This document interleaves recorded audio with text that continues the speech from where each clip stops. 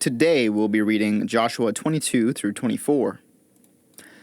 Then Joshua summoned the Reubenites, the Gadites, and the half-tribe of Manasseh, and said to them, "You have done all that Moses the servant of the Lord commanded, and you have obeyed me in everything I commanded. For a long time now, to this very day, you have not deserted your fellow Israelites, but have carried out the mission the Lord your God gave you. Now that the Lord your God has given them rest as he promised, return to your homes in the land that Moses the servant of the Lord gave you on the other side of the Jordan.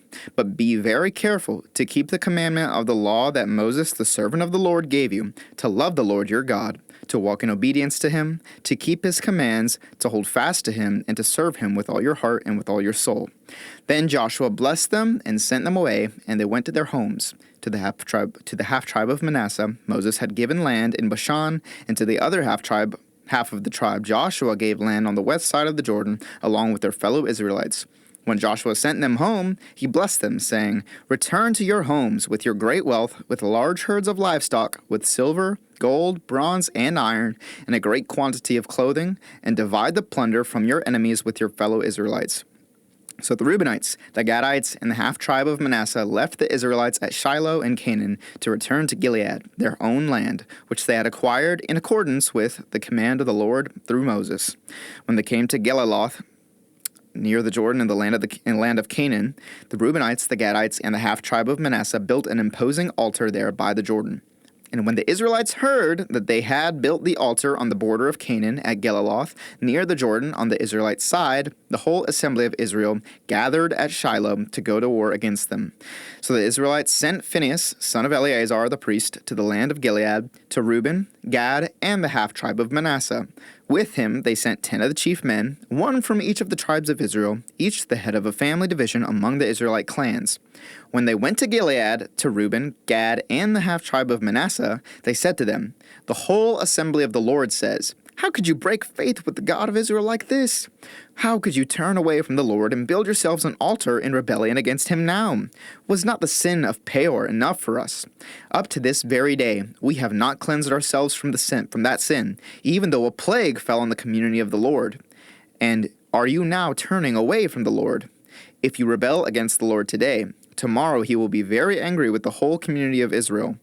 If the land you possess is defiled, come over to the Lord's hand, where the Lord's tabernacle stands, and share the land with us. But do not rebel against the Lord or against us by building an altar for yourselves, other than the altar of the Lord our God. When Achan, son of Zerah, was unfaithful in regard to the devoted things, did not wrath come on the whole community of Israel? He was not the only one who died for his sin." Then Reuben, Gad, and the half-tribe of Manasseh replied to the heads of the clans of Israel, "The mighty one, God, the Lord, the mighty one, God, the Lord, he knows, and let Israel know. If this has been in rebellion or disobedience to the Lord, do not spare us this day. If we have built our own altar to turn away from the Lord and to offer burnt offerings and grain offerings, or to sacrifice fellowship offerings on it, may the Lord himself call us to account. No, we did it for fear that someday your descendants might say to ours, 'What do you have to do with the Lord, the God of Israel? The Lord has made the Jordan a boundary between us and you Reubenites and Gadites. You have no share in the Lord.' So your descendants might cause ours to stop fearing the Lord. That is why we said, 'Let us get ready and build an altar, but not for burnt offerings or sacrifices.' On the contrary, it is to be a witness between us and you and the generations that follow, that we will worship the Lord at his sanctuary with our burnt offerings, sacrifices, and fellowship offerings. Then in the future, your descendants will not be able to say to ours, 'You have no share in the Lord.' And we said, if they ever say this to us, or to our descendants, we will answer, 'Look at the replica of the Lord's altar, which our ancestors built, not for burnt offerings and sacrifices, but as a witness between us and you. Far be it from us to rebel against the Lord and turn away from him today by building an altar for burnt offerings, grain offerings, and sacrifices, other than the altar of the Lord our God that stands before his tabernacle.' When Phinehas the priest and the leaders of the community, the heads of the clans of Israelites, heard what Reuben, Gad, and Manasseh had to say, they were pleased. And Phinehas, son of Eleazar the priest, said to Reuben, Gad, and Manasseh, 'Today we know that the Lord is with us, because you have not been unfaithful to the Lord in this matter. Now you have rescued the Israelites from the Lord's hand. Then Phinehas, son of Eleazar the priest, and the leaders returned to Canaan from their meeting with the Reubenites and Gadites in Gilead, and reported to the Israelites.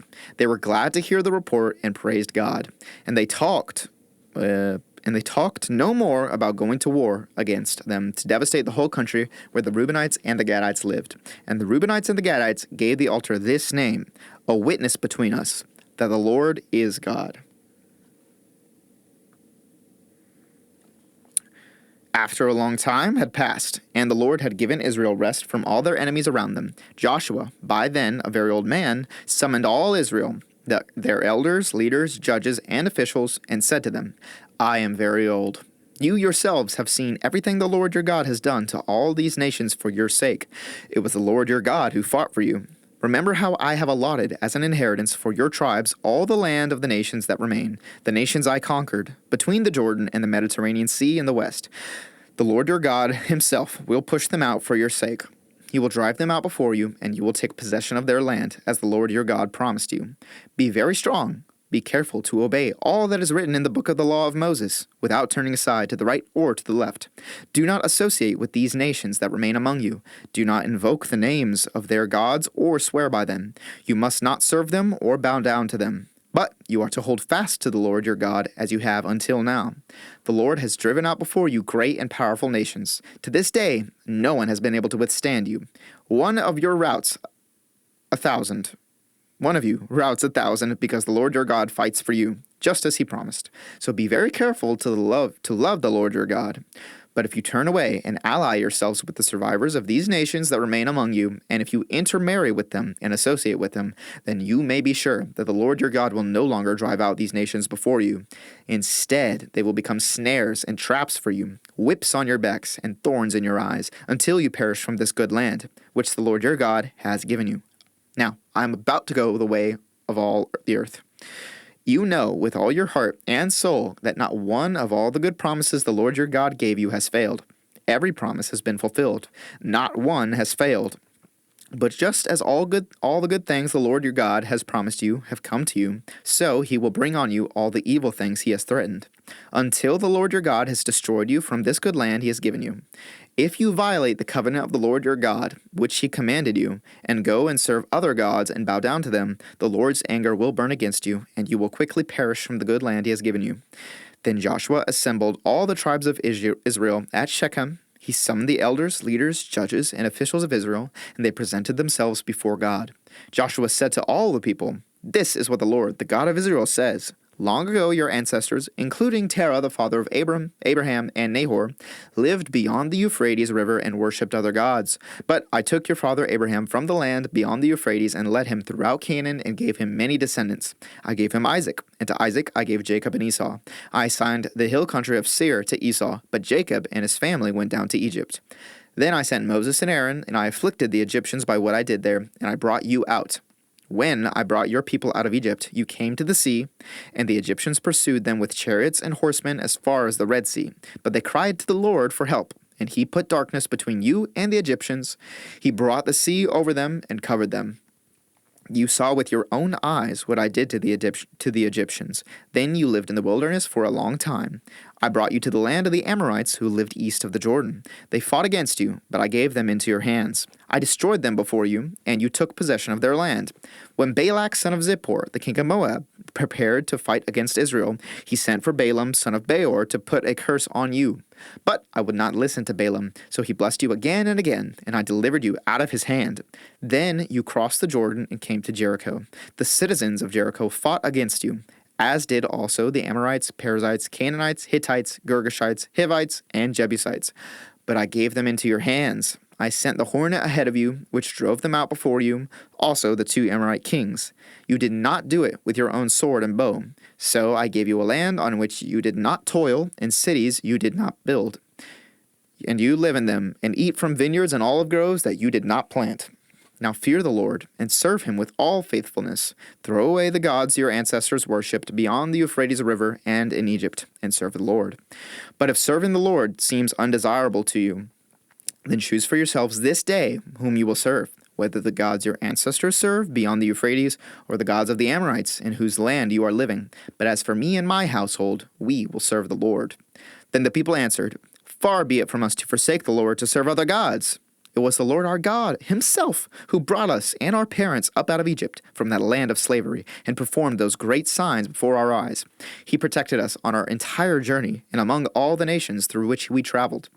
And the Lord drove out before us all the nations, including the Amorites who lived in the land.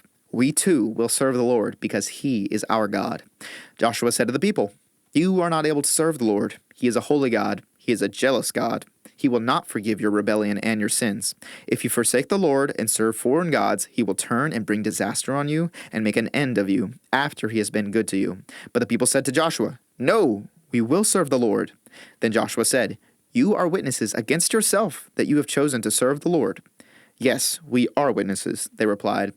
"Now then," said Joshua, "throw away the foreign gods that are among you and yield your hearts to the Lord, the God of Israel." And the people said to Joshua, "We will serve the Lord our God and obey him." On that day Joshua made a covenant for the people, and there at Shechem he reaffirmed for them decrees and laws. And Joshua recorded these things in the book of the law of God. Then he took a large stone and set it up there under the oak near the holy place of the Lord. "See," he said to all the people, "this stone will be a witness against us. It has heard all the words the Lord has said to us. It will be a witness against you if you are untrue to your God." Then Joshua dismissed the people, each to their own inheritance. After these things, Joshua son of Nun, the servant of the Lord, died at the age of 110, and they buried him in the land of his inheritance at Timnath-serah in the hill country of Ephraim, north of Mount Gash. Israel served the Lord throughout the lifetime of Joshua and of the elders who outlived him and who had experienced everything the Lord had done for Israel. And Joseph's bones, which the Israelites had brought up from Egypt, were buried at Shechem in the tract of the land that Jacob bought for 100 pieces of silver from the sons of Hamor, the father of Shechem. This became the inheritance of Joseph's descendants. And Eleazar, son of Aaron, died and was buried at Gibeath, which had been allotted to his son Phinehas in the hill country of Ephraim.